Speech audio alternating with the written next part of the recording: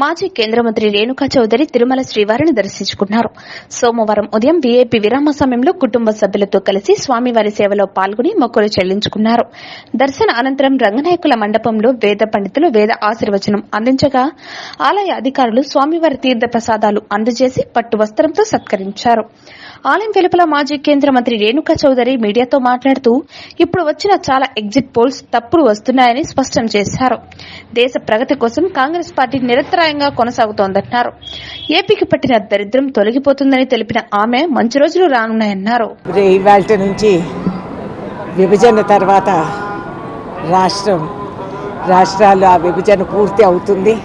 సుఖశాంతులతో అందరం కూడా కలిసికట్టుగా గతంతో ఉన్న ప్రేమ అన్యోన్యతతో అందరం కూడా కలిసి బతుకుతామని ప్రార్థిస్తూ సెలవు.